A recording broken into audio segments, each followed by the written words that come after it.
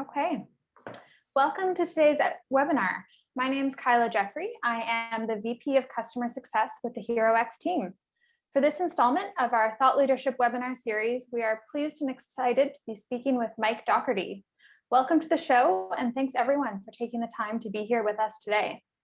Today, we're discussing the state of open innovation and how organizations can leverage crowdsourcing and co-development models to expand their innovation capabilities beyond the four walls of their organization.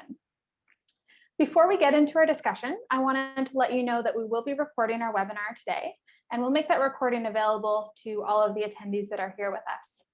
Secondly, if any questions show up for you throughout the webinar, feel free to drop them into the Zoom chat window. If you look at the bottom of your screen, you'll see a little chat box or a little Q&A box, and we'll get to those during our Q&A session closer to the end of the webinar. Let's move into some quick introductions. We'll offer a bit of an overview of who we are, what we do, and what our respective organizations are all about. So I'll get us kicked off on this with what HeroX is all about. HeroX is a crowdsourcing platform that supports organizations of any size with any project to tap into the creativity of the crowd.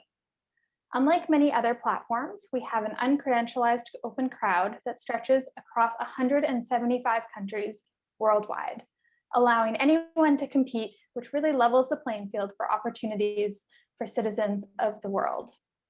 We're the social network for crowdsourcing and the only place where you can build, grow, and curate your very own crowd. It works very much the same way as LinkedIn and Facebook does. My role with the team is the VP of Customer Success. And as to what I'm up to, I get the pleasure of connecting with organizations from all over the globe, from Fortune 500 to startups, to government organizations such as NASA, to support the implementation of their open innovation strategies and support them in leveraging the crowd to discover powerful and disruptive ideas. I am based in beautiful Vancouver, British Columbia, Canada. Here with us today, we have our CEO and co-founder, Christian Codevelopment. Christian, do you want to jump in for a quick introduction? Yeah, thanks, Kyla, and hello, everybody. And I'm sure most of you already know who I am, but I'm Christian Codevelopment, the co-founder and CEO of HeroX. We've been working on open innovation and crowdsourcing with a lot of organizations for years, and have learned a lot about how it works and best practices, which I'm looking forward to sharing with you guys today. Great, thanks so much, Christian. Mike, over to you. Yeah, great. Thanks, Kyla, and thanks for this, Christian. Looking forward to it. My quick story is background in corporate innovation and then corporate general management. Have also spent some time in venture capital, startups, and have actually been doing consulting and venturing work, connecting large companies and external entrepreneurs and startups for about 20 years. So it's a subject I'm really passionate about and really looking forward to this conversation. Currently, I have two roles. I lead a new venture company called NextBig that works with large companies to co-create startups, often with entrepreneurs and innovators. And I'm also executive director of a nonprofit up in the U.S. in Pennsylvania, Ohio, and West Virginia area called Into Market that is using a regional collaboration model to accelerate industrial innovation. Great, thanks, Mike. We're so happy you're here. I've had the great pleasure of working with Mike for probably over a year and a half now. So I'm really excited we get to bring you onto this webinar. I've certainly loved being a partner and collaborator with you. Following today's broadcast, we will be sharing the recording, like I said, as well as complimentary access to our Thrive Quotient. So you can look out for those in your email after the webinar. Let's jump into some questions. Mike, I'm going to start off with you. We often think about disruption as being almost blindsided by something we didn't see coming. It has this negative connotation around it, but you talk a lot about the power of embracing disruption. Can you share what that means to you and why it's so important? And maybe especially in these periods of great change like the one we're currently in. Yeah, no, great. First of all, I think there's a couple parts to that question. First is, what is disruption, right? I actually think it means different things to different people. If you're a large company, often it's something to be feared. It's something you're trying to sort of defend against.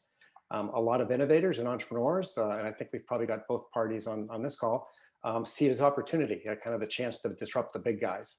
I'm actually a believer in another path, that entrepreneurs and innovators and large companies can actually help each other bring really powerful things to market, kind of taking the best of startup nation and corporate scale to accomplish what I call collective disruption. I do think that most large companies today recognize that disruption isn't just for startups anymore, and that they kind of need to get into the disruption game. Frankly, they need to do that by partnering with innovators through HeroX and other avenues like that. And I think, as you mentioned, it's kind of more important now than ever as we're kind of facing how do we actually recover from this global pandemic and actually use this as an opportunity to transform and innovate. Yeah, thanks, Mike. Christian, anything you'd add to that?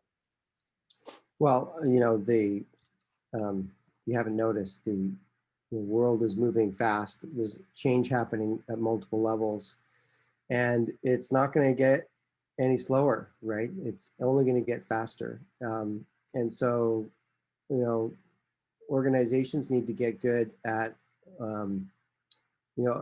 dealing with constant change, really, and always, having their radar up and looking for those trends, experimenting, practicing. And it's really important that organizations get good at change management and what I like to call the innovation lifecycle. It's not just about the innovation; it's how the work you do ahead of it and the work you do after the innovation to maximize the results and help the organization utilize those benefits quickly and get ready for the next cycle. So what are you seeing, or how are you seeing organizations embrace that innovation life cycle? What do you kind of see as the current state of innovation in our corporations, in our small companies, and how does crowdsourcing play into that? Christian, that one's for you. Oh, well, we invented this thing called the internet, and we're all 2 clicks away from each other, and organizations that are progressive are learning how to use the power and the talent of people who don't work for them.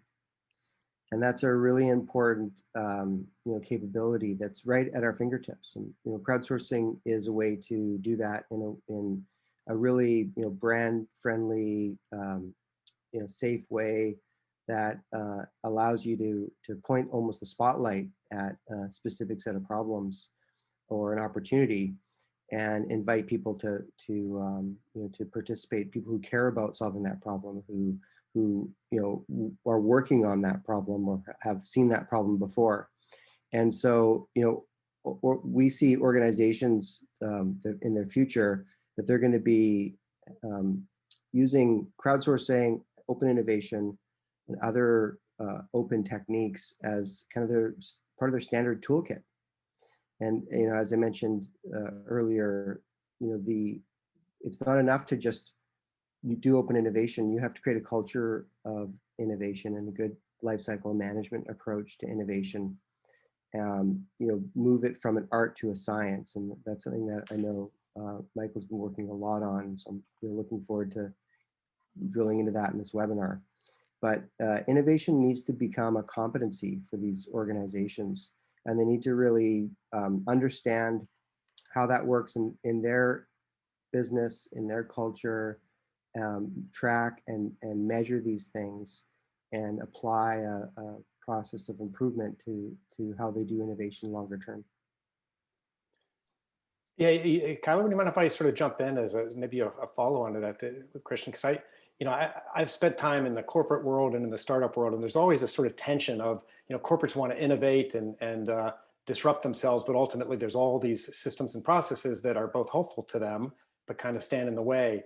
How do you view that tension of we know companies have to create this culture of innovation, but in your experience, how do you do that, and/or what's kind of standing in the way of that? Well, yeah. So organizations that are successful have an immune system to bad ideas, to risky things, to corporate antibodies. I agree. And that immune system it becomes it's systemic in their processes, but it's also institutionalized in their culture and their behavior. It's just human nature, right? And so there needs to be a deliberate effort to create space for new, unproven ideas, for different ways of trying things. Think of it as like the existence of internal disruptive effects. How many times have you heard a story of some founder create a successful startup who started in a big company, had the idea, tried to get his bosses to take the idea, got frustrated, left, started a startup, created the idea, grew it into a big business, to the detriment of their former employer. I mean, it's a tried and true story. And so it's important that organizations understand that both disruption and cohesion need to coexist, and you need to create deliberate systems and a culture that appreciates the value of that work. And there's no one size fits all. Each organization is quite different in how they do that, but it's very important that they do so. Yeah, and just to build on that, I've done a lot of reading and obviously a lot of work in this space, and there's at least two schools of thought. One school of thought is that we need to be innovative and we need to be able to disrupt ourselves and set up these internal accelerators and internal mechanisms that sort of emulate the processes of a startup. And then there's this other school of thought that says big companies will never be like startups. We need to basically mine the market and aggregate and buy these startups. And I'm kind of the mind that there's truth in both of those, but really it's yes and no to both of those, because I think what's missing in the idea that you can replicate the startup world inside the big company is if you try to do it all internally, then ultimately, all the systems and processes that make you great as a big company, bat that down to sort of the corporate antibody thing that you talked about. And similarly, if you only focus on acquiring startups, then ultimately you're kind of looking for a needle in the haystack, looking for the right startup. Is that startup or entrepreneur willing to pivot and support what you need? You're likely overpaying for it by the time you're actually acquiring something. And that's where I go to. I really think the future is more in, it's harder, but companies engaging earlier with startups and entrepreneurs to kind of co-create new opportunities, so you kind of get the best of both worlds. So that was my thought on it anyway. Yeah, I would add to that so yeah, buying startups is, it's, I mean, a lot of organizations do it, but I would argue that they do it just because the alternatives are all worse. But it's buying startups as a form of proxy for innovation is still really bad. I had a company that we founded in 2010, I think, and it ended up getting acquired by a large New York Stock Exchange listed titan of our industry, that had headquarters in Kansas City, of all places. The culture of that organization was so kind of internal and insular that they basically just systematically like destroyed the uniqueness of the startup, the opportunity that our product had, and the people that they hired, either left or were massively underutilized and unhappy. So the culture is where you have to start. That's the bottom line. And when you buy a startup, you're buying 1% innovation and 99% execution. So it's a diluted source of innovation, if you will. Yeah, and I think the fact that you're kind of an experienced entrepreneur that's been through that gives you a great background for what you're doing now. It brings to mind a couple of, I'll give you a positive and a not so positive example. Cisco is a company I've done a fair amount of work with, and I always hold them out as a company that kind of can show other companies the way in terms of how you can do both. I have good friends that were acquired by Cisco more than once. They'd get acquired, they'd help them integrate, and then they'd go back out again, and then come back in again. And Cisco really has a sort of multi-tiered approach to innovation around acquisition, open innovation, internal development, that I think, frankly, I think some of that comes from the ability to actually infuse some of that entrepreneurial thinking from all the acquisitions they've done. So I do think that startups and entrepreneurs can do a great job of actually, getting back to that culture question, help along the way. The flip side, I won't name the company, but one of the companies I've done a lot of work with in the health space has told me stories, and I've experienced some of these. This particular one, working with a startup that they were trying to integrate and actually co-develop with, and frankly, all the processes they put in place for reporting actually caused this healthcare startup to miss their FDA submissions and blow the whole startup, and they basically went under. And so there's this balance of how do you integrate and how do you find that right balance? And for me, it still comes back to, like you said, there's no one right answer, but I think it is a blend, and it kind of shifts over time. Yeah, I agree. Sorry, Kyla, we probably got off the track with where you wanted to go, but thanks for allowing us to talk that through. No, this is great. Keep building off each other. I love it. It's really great conversation. Mike, you threw around kind of the term co-development as a tool that's in companies' toolkits when they're looking at how to innovate. Can you talk a little bit more about like what exactly is co-development and how do you see it being used? Yeah, sure. When I first of all, open innovation has really evolved quite a bit over the past 20 years. It's gone from this, early stage thinking, very few companies doing it, to it now being something most companies do. And frankly, co-development or partnering isn't new. It's been around forever. What's changed is the infrastructure and the systems and the acceptance of co-development with sort of dissimilar parties. So when I talk about co-development these days, it can be large company to large company for sure, and there are their own challenges with those kinds of joint ventures. But probably the more challenging and maybe relevant for this group would be to talk about co-development between an innovator or a small startup and a large company. And I think it kind of speaks to this notion of, I talk about transactional approaches versus relationship-based approaches. There's a lot of value in the transactional approaches, like technology scouting. As a large company, we create a brief, we got to look for a solution, we see if we can find it, and then we license it or buy it and create a win-win transaction.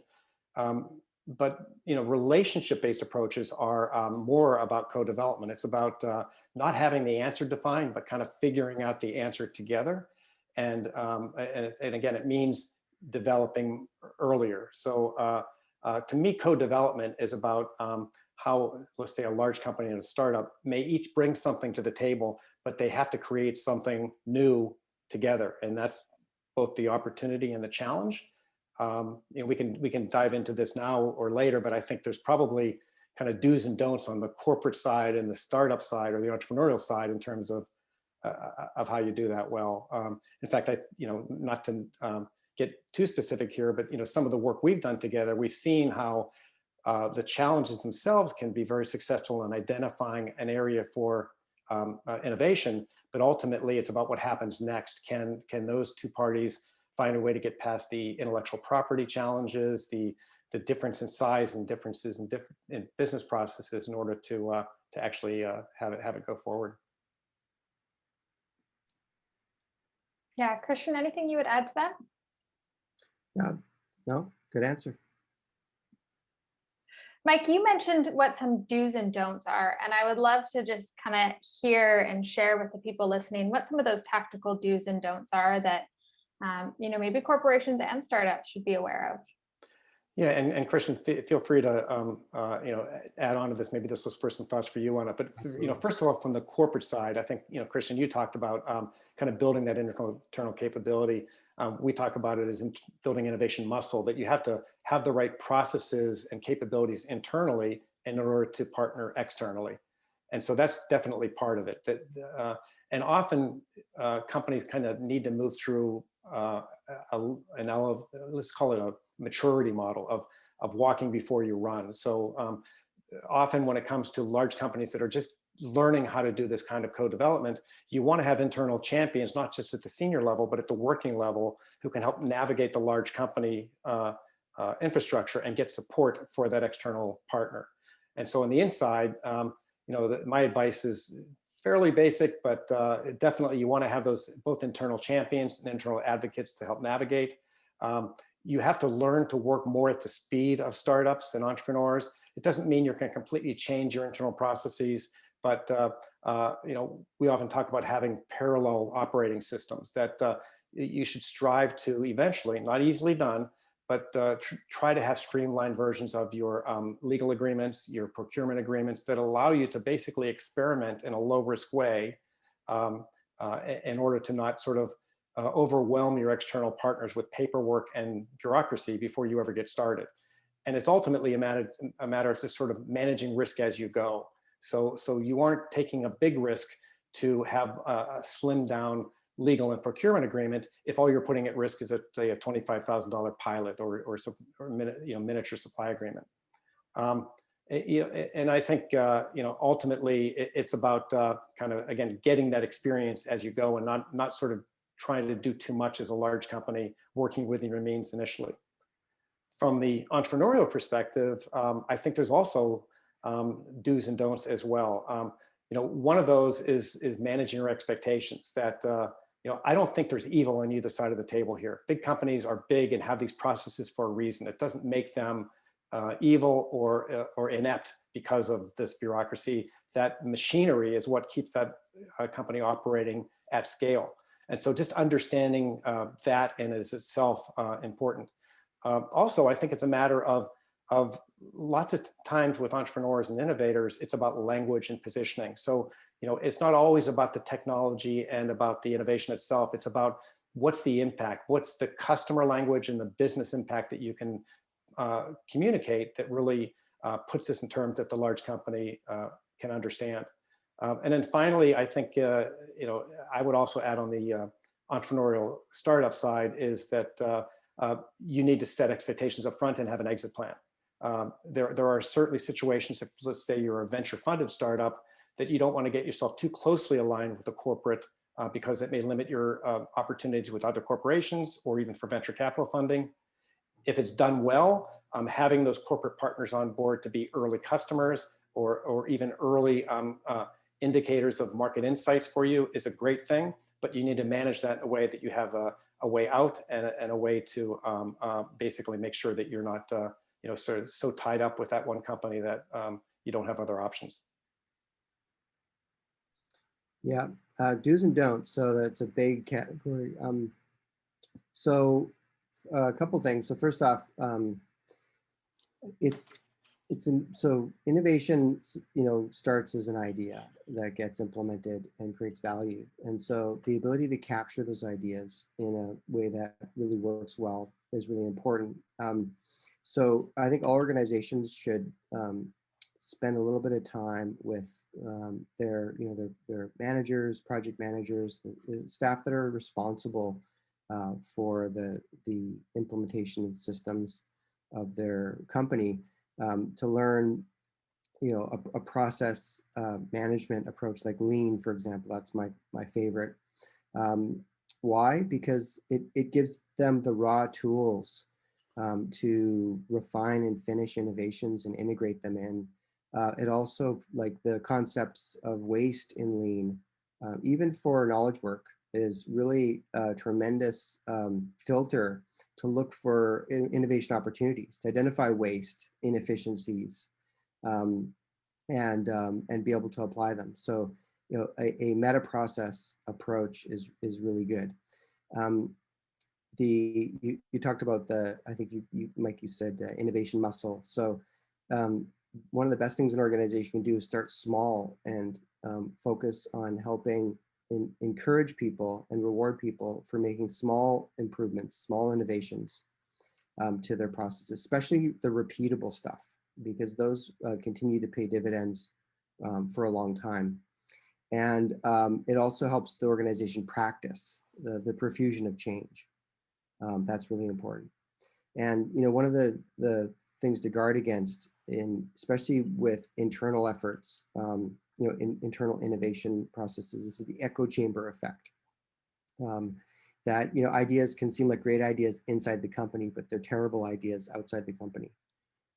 And so the need to mix with an ecosystem that's open, the need for decision makers to listen to outside ideas, to create a culture of importing ideas, and rewarding people who bring new things into the organization from the outside. That's another form of innovation, and it helps create a translucent layer around the company instead of an echo chamber. That's really important. No matter who you are, you don't have the smartest people on the planet, and those echo chambers can be very, very dangerous. I remember, again, back in that acquisition I was talking about, our product was a software as a service product, worked in the cloud, and of course we used a lot of open source technology, including open source database. We got in and we were working with their IT department, and they're like, oh no, we don't allow the use of open source databases. And we're like, why? And it turned out that one of their lawyers had freaked out because there was a lawsuit against, I think, MySQL, and it went through this rigmarole. And they basically said, well, we have to move this from open source to a commercial database. And that totally screwed up the economics of the product, right? Because the product was based upon, high levels of processing on cheap hardware and cheap software. And that was the echo chamber for them. They were all freaked out about the legal liability of using an open source database. The rest of the world couldn't care less, and I struggled to convince them this was not a problem. But the more we talked about it, the more they got scared. And it was just a crazy example of that echo chamber in such an obvious, simple thing. If you can't solve something that simple, using software that, by the way, probably 80% of the internet's based on, that Silicon Valley has used to create trillions of dollars of value. If you can't just get over that hump, you don't have a chance to really do much else. Yeah, and just to build on that a little bit, this whole notion of the echo chamber, and that's a great example with the open source data. In my experience, I've worked with companies that are very good at this, and companies that really stumble at it. And I really look at it; it is a maturity curve that as companies get more mature and have learned the lessons, they are willing to take the small risks. I'll use Cisco as an example, where they have this process where they're co-developing with other peer companies with a one-page co-development agreement. And there's certainly risk around IP, but what they're saying is the benefits outweigh the risks, the ability to go quickly, and we limit how much we put into it.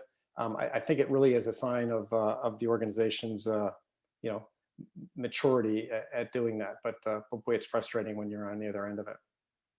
Absolutely.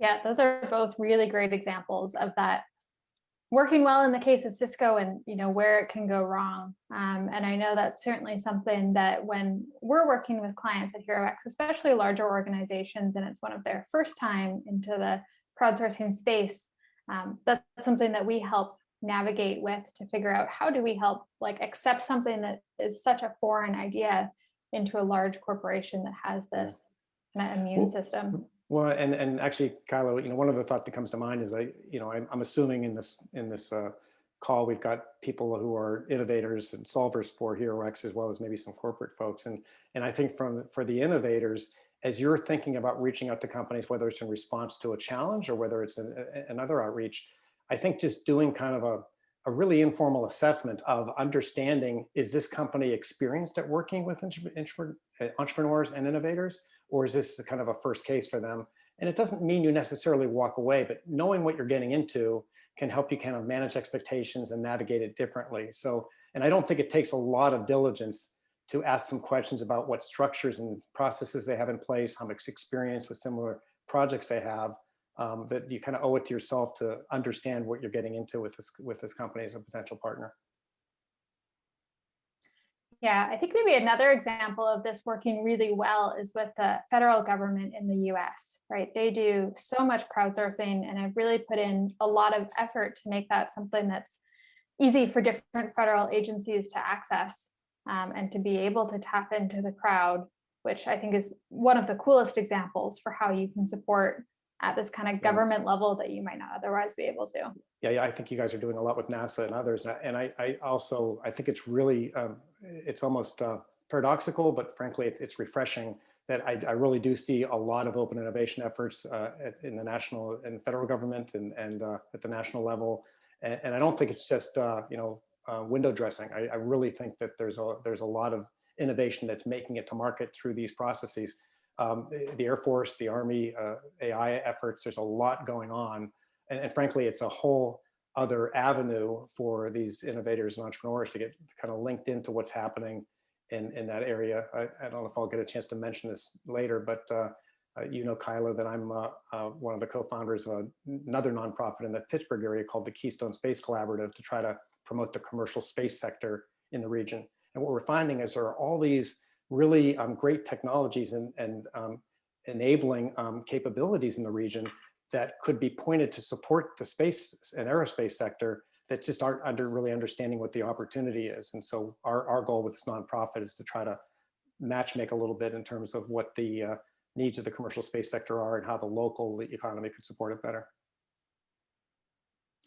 Yeah, that's a really cool example. And it's kind of bringing something that we often think on a global scale. At least at HeroX, we talk a lot about reaching the global crowd, but there's also benefits to doing it on a more regional scale for some types of problems or objectives. What do you see as kind of when is the right time to bring something regionally versus when is the right time to open it up globally? Is that to me or? Yeah, to you, Mike. Yeah, and actually, as a follow-up, Christian, with your perspective in HeroX and what and the initial X Prize and all that, I'd love to hear your perspective on sort of the global, larger scale as well. I'm not sure that I have a really definitive answer of when you go local and when you go global, as much as I would say that you still need both. I definitely believe that the internet and all the connectivity is a great thing to allow a kid with a computer in India to be able to solve a problem for Procter & Gamble, where before it used to be a whole building full of R&D scientists. So that power is really, really important. But I don't think it takes away from the importance of still some local innovation as well.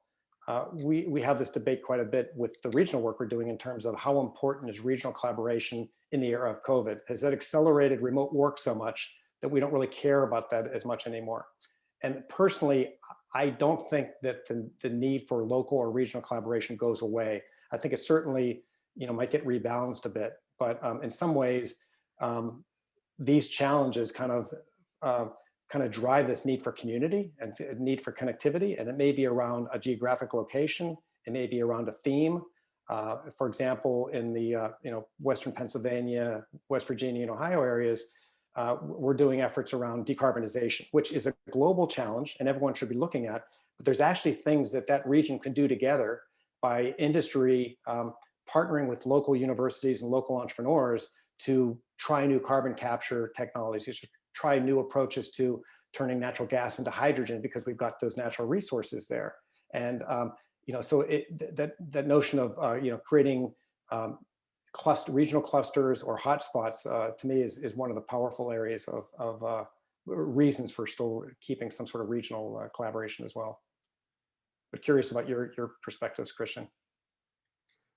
Yeah, that's a really good question.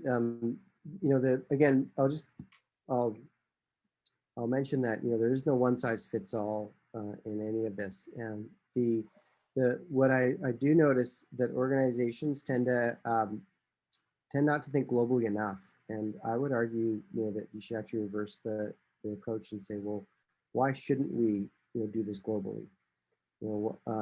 There's a tremendous amount of talent out there in the world, and a lot of open innovation, by the way, is driven by people's aspirations and them following their own journey and making a mark in the world in their vocation, etc. And a lot of what makes this work is, tapping into that energy, people wanting to make a mark. I mean, one of the beauties of the fact that the NASA innovation challenges that we run are global is that, like, a college student in, wherever can work on a NASA problem, and that's pretty cool. That's exciting. So don't cut yourself short. Leverage the power that we're all connected, and there's just a tremendous amount of talent out there. There's a quote I've often shared that 90% of all the scientists who have ever lived, like since science was invented, are alive today, as measured by PhDs, right? 90% of all the scientists who've ever lived are alive today. So think about that. The amount of talent, access to education, the rising, developing world represents a huge amount of talent that you should be leveraging. Yeah, and I'm actually glad you raised that perspective, Christian, because I do, maybe it didn't come across in my remarks, but I absolutely agree with you that I think that the sort of the default, we should be thinking more globally, and too often there is this sort of, if it's not a regional focus, it's the people we know. You go to the sort of the people you already are comfortable with versus really reaching outside of your comfort zone and looking in new areas. Absolutely agree with that. I think a really great example of how global a challenge can be is the Honey, I Shrunk the NASA Payload challenge that we're doing with NASA right now. So it's been a multi-phase challenge, and they've now awarded 4 teams that actually have money to fund the development of a payload with the hopes of them being sent on a moon mission.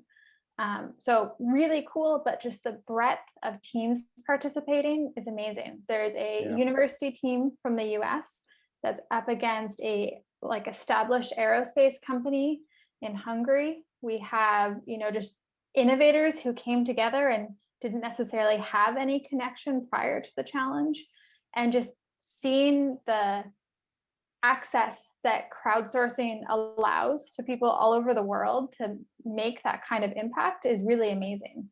The chance that these folks otherwise would have a chance to put a payload, on a rocket to the moon is not high, but this really gives them the access to be able to do that. And now they have a clear path forward, and NASA is able to look at other ways to help understand the lunar environment from crowdsourcing. I think it's just worth just taking a minute to just let that sink in, right? So there are 4 teams who are working on a lunar payload, right? Like, they're working on a payload that NASA is going to take to the moon, right? Based on the strength of their ideas and their persistence in making those ideas a reality. They didn't have funding. They didn't have credentials. They didn't rise through the ranks of a corporate structure. They just have a powerful idea. And NASA, which I tip my hat to NASA, really having an amazing culture of open innovation that really stems back to the Apollo program, when they engaged with 20,000 contractors to assemble this crazy vision of basically creating a whole tech stack to get to the moon. And the only way they could do that, they had to go outside their own organization to even have a chance at it. And it worked, by the way. We forget that. Like, the Apollo program was one of the first effective crowdsourcing or open innovation initiatives at scale.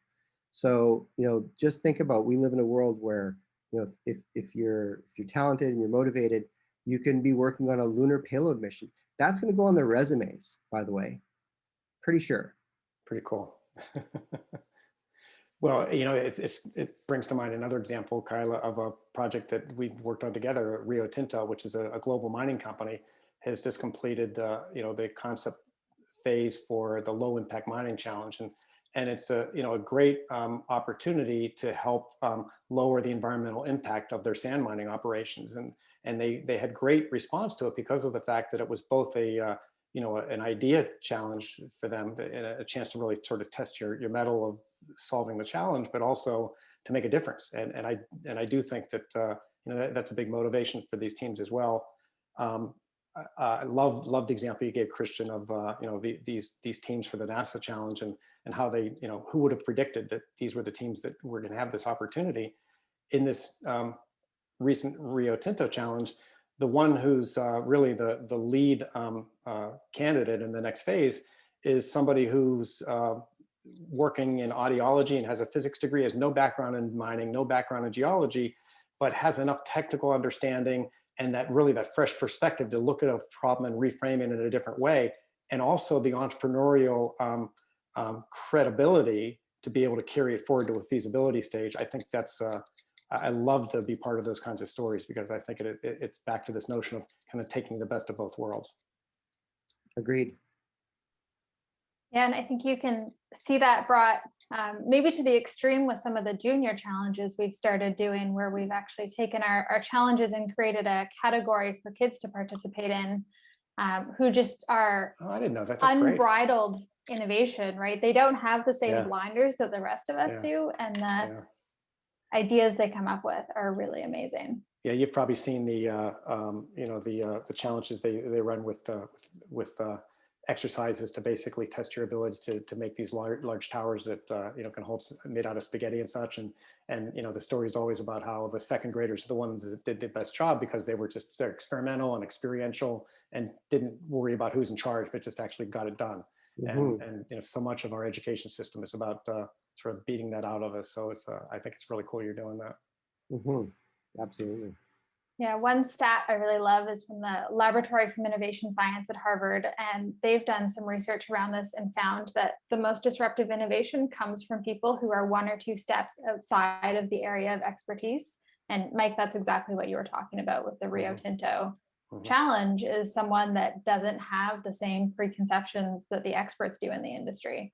And that can be hard sometimes for the company culture to wrap their head around. We need to go outside of the world-class experts we hired to have more kind of incremental or exponential innovation. Yeah. But the exciting thing is, and having worked with Procter & Gamble and GSK and others that have made this journey, is you can see in the first one or two programs where there's all that hesitancy and all of these barriers put up. But once they have some successes and some failures along the way, but once they see the power of it, it gets so much easier, and it becomes so much more momentum to make it work. That I don't want to leave the innovators out there without hope that these large companies can't evolve, because they are evolving. They're really, I always say that these large companies are increasingly understanding that they need the innovators as much as the innovators need them. Absolutely. So we are getting near to the end of our call today. If you do have any questions for Christian or Mike, please put them in the chat or the Q&A box, and we'll do our best to get to them before we wrap up. But the next question I'd like to ask, maybe I'll start this with you, Christian, is how can an organization get started, right? They've heard this conversation, they're excited or thinking about how they should be doing open innovation or expanding their innovation networks. What are some ways that organizations can get started?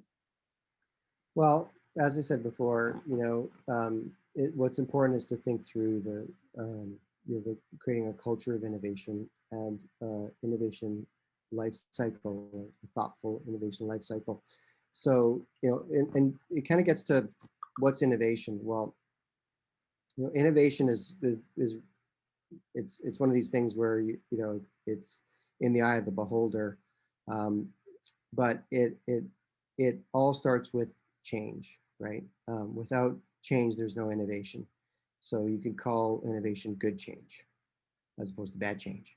And so an organization's ability to change and adapt and evolve, which are just other words for change, by the way, is really important. And so thinking that through, bringing outside experts is where I would start, training and education, but looking at the culture and looking at is the leadership of the company and is just the overall culture of the company supporting innovation, supporting change, rewarding that behavior. Innovation almost always starts as a challenge, to the status quo. It almost always starts as a negative, provocative statement of some sort.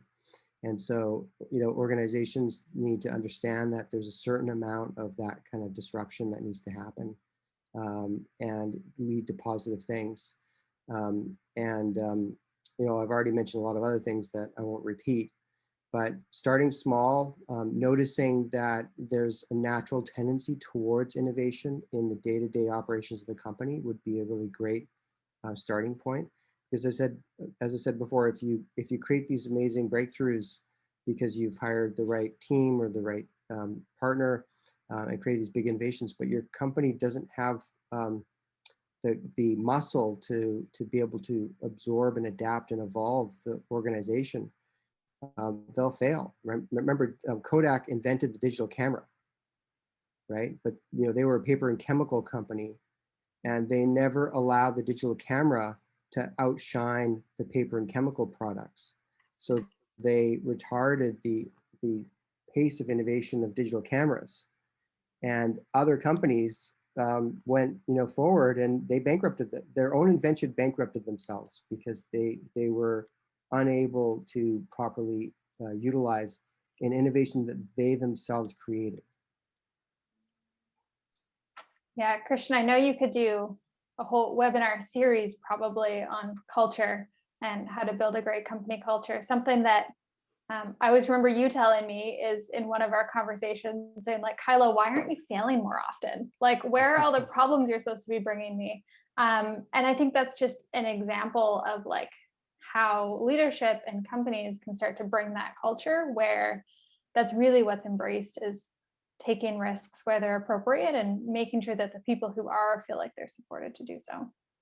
Yeah, and if I could maybe build on that a little bit, because I've worked in companies as large as GE and Ford, so I understand how big companies can operate and also be frustrating, as well as startups, and I've lived in both worlds.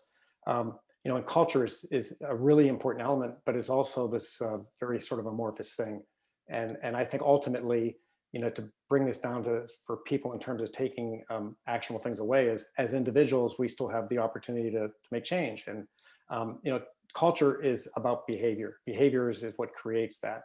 If you're a leader in a large company, the organization is, and especially the people working for you, aren't going to be looking at what you say. They're going to be looking at what you do. So, the behaviors that you promote in terms of rewarding failure and promoting risk-taking and engaging in innovation programs is going to mean a lot more than what you say in a strategic plan. And if you're an individual, in my book, I really try to highlight the stories of these internal change agents, the people who are kind of a little bit at the fringes, but are willing to take the risks and not alienate themselves from the organization, but push the envelope and ask the tough questions and help the organization evolve. And it's not for everyone, but I think my point is that at an individual level, we have real opportunities to kind of make a difference. And one more point that I'm sorry to ramble, but one more point on this is I really think it's important that we talk about motivating innovation, that senior management doesn't look at this as it's about how we reward people financially. People want to feel like they're part of something bigger than themselves, that they're part of making a difference, and that their ideas are valued. And that goes so far, and it's such an easy thing to do that too many organizations are missing that. Yeah, I think that is so well said, Mike. I'm going to come back to you both for final thoughts before we close out the webinar. But I know there's a question that we had that was regarding the quote that I shared around how expertise can be more impactful when it is not quite the expertise of the problem area. So what that was talking about is how the greatest innovations typically come from people whose area of expertise is outside the subject area of the problem. So, there's been research done on, how can we have these larger step innovations in what we're doing? And it's usually coming from someone who hasn't worked in the problem area for as long or as in detail, and someone outside that area of expertise. Now, your experts are absolutely critical, right? That is, you need those in your company, but that's not usually where the disruptive innovation comes from. I'm willing to take a shot at that one. Yeah. What it brings to mind is, when we do technology scouting, a big part of what we do is deconstructing the problem. A corporate will have this high level, hey, we're looking for a solution in X, Y, and Z space. And first you've got to get them to back away from having the solution built into the problem, but really kind of deconstructing the problem into what are the mechanisms of action? What are the different solution paths you could follow? Helps you understand that, hey, another industry may have solved a similar problem, and it helps you look elsewhere. And so if you're an innovator, kind of looking at that end game, the corporate or the problem you're dealing with, and helping to deconstruct it and how you fit into it could go a long way. The one quick example I would give you is we worked with Kraft some years ago. This is way after the NDAs expired, so I can talk about this. Frozen pizza and basically all the ice crystals that were forming on pizza crust was due to basically protein breakdown. And by deconstructing the problem and looking new ways, we actually found the solution in a healthcare company 2 hours up the road that was using a similar protein mechanism to protect transplant hearts as they were being placed from one hospital to another. So, talk about cross-fertilization of a technology. If it weren't for the way the team redefined the problem, we wouldn't never have seen that whole other field of use was something that could apply to frozen pizza. That is a very cool example. Thanks for sharing that, Mike. So we are almost at time. So I just really want to thank everyone for attending our webinar today. Like I said, I will pass it back to you, Mike and Christian, for any final thoughts that you have.